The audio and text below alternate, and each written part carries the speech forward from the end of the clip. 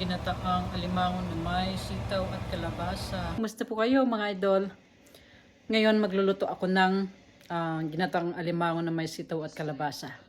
Tara na.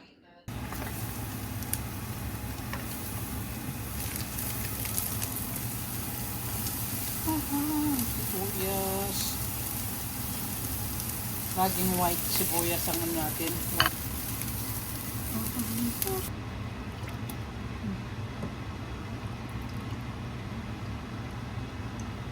Yan.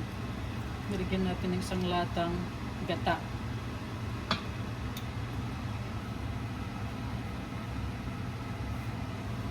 Paminta.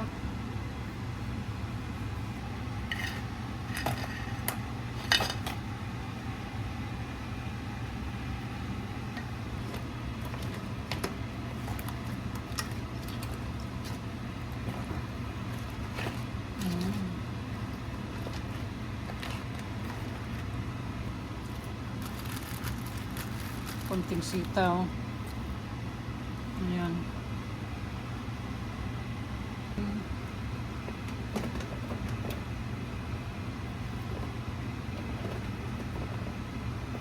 Ayan.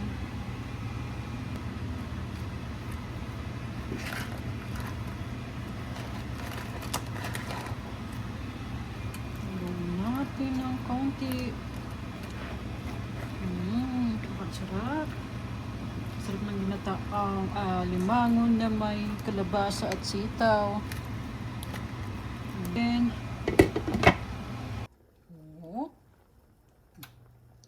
wow. Sarap. Tingin pa lang. Ayan. Ang sarap-sarap na. Ayan. Piwar ng piwar. Hindi pa kayo na-overcook ito. Ito naman siguro overcook. Diba? Oh.